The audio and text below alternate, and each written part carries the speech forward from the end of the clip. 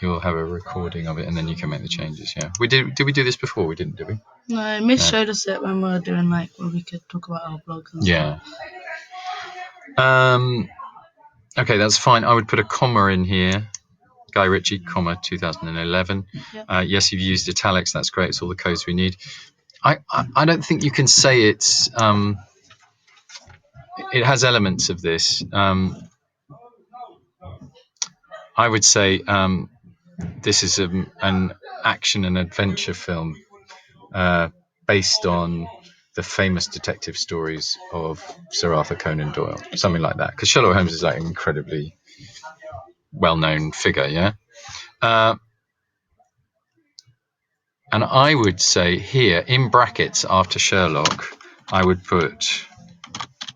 Am I typing into this? No, because it's a PDF.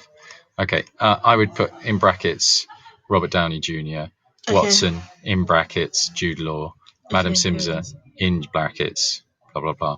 Just because it shows you're aware, okay, these are the stars, but I know they're characters, but I know they're also being played by stars. Sebastian Moran, Jared Harris, or someone like that, yeah.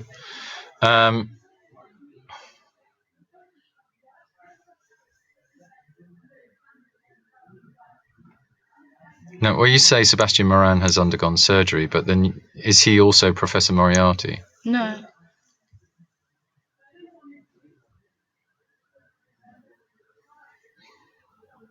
See, it seems to me that you're talking about Sebastian Moran. I have no idea who that is. And then you're talking about Professor Moriarty, and that seems to make me think, that needs to be introduced two characters before I start talking. Well, or you just need, it needs to clarify. If you read, for me reading through it,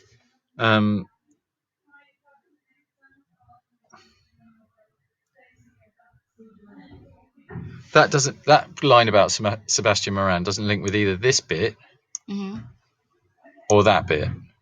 Okay. I'm just going, who's Sebastian Moran? Why is he there? So you might even take that out and just say, looking for Madame Simser Heron's brother, apostrophe here, who's a suspect in a series of murders. Guy Ritchie uses this section of the film to give a further insight into who and the importance his character has within the other. We find out what he looks like after surgery. So it is Moriarty. No, it's not. It's Sebastian Moran. But then we find out who Sebastian Moran is, but we find out who is behind all of it, which is Sebastian Moran. It's just not clear enough. Yeah, okay, so have a look at that. You don't need to say this. Of course it is. It's a film. So don't say that.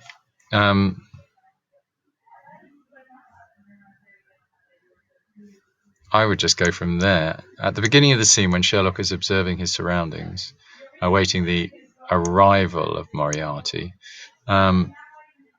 Ritchie uses a pan shot. You don't need to say when the camera goes from us because, a film person is marking it. Ritchie uses a pan shot to set the scene from the very beginning of the sequence, giving the audience the location and a sense of how the characters are standing in relation to each other, or of the proxemics of the scene, you could say. It's blocking.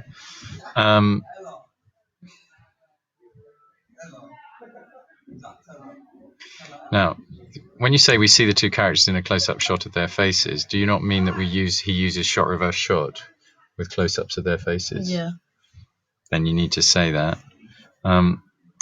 Let's just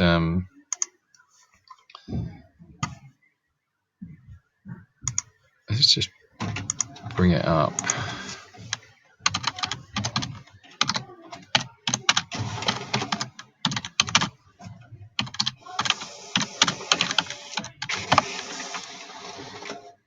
Oh no, I don't want you there.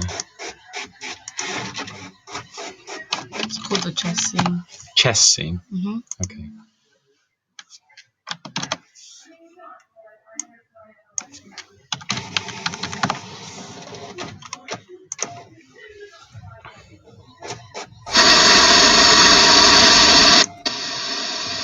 We're not starting there.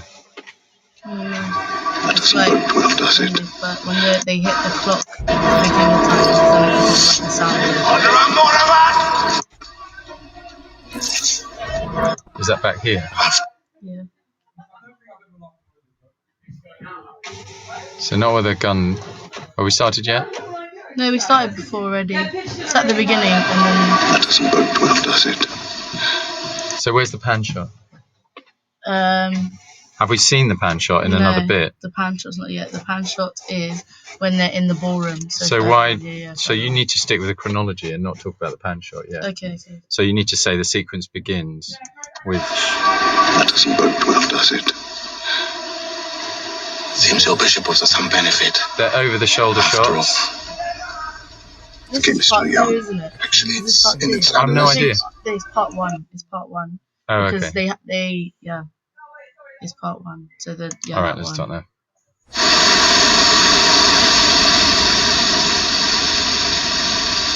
So that's a tilt shot up to the balcony. Yeah. I'm sorry. This is a bad time.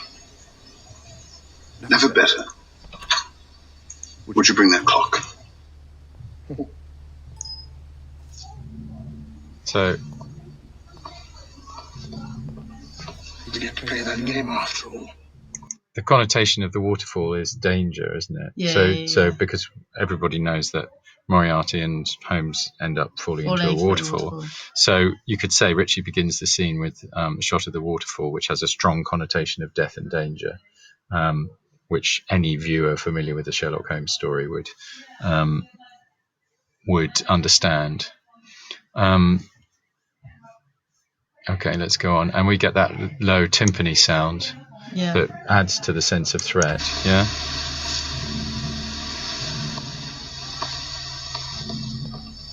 You get to play that game after all. It's cold. And that turns into low strings, orchestral, again creating tension and suspense. You can manage it. And that's the shot reverse shot then, over the shoulder shots to establish that they are playing, that they are opposed to each other. And actually there's a lot of twinning here, look, two lots of two columns. Yeah. And then as the camera closes in, you can just see the two. Where's the beginning of it? So there's all sorts of pairing here. So then there are two clocks, two sides to the chessboard. And so a lot of the opposition. Exactly. There's a lot of Strauss going on here, isn't there? Yeah.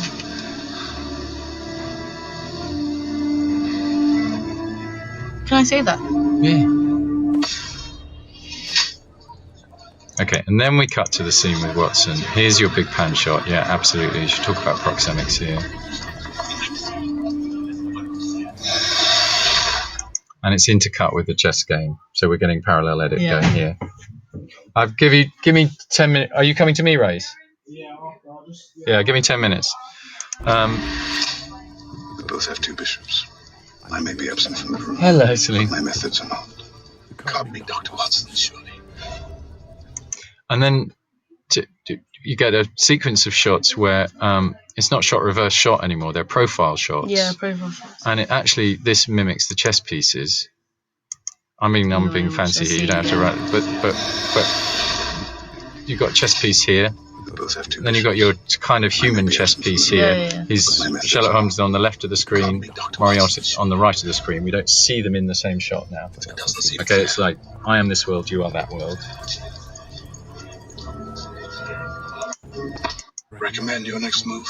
You could be wearing glass lenses to change the colour. To ensure he doesn't give himself away, like a gambler concealing a tell. René is left-handed. Perhaps the assassin would take measures to. See here, there's a J cut there, so we hear Holmes. The voice before the actual scene. And so the sound is bridging. So what he's using a kind of sound montage effect, so that the scenes are brought closer together because the sound is overlapping from one scene to the other. So I think you should pick up on that in some way, and that adds to the tension and the almost like the claustrophobia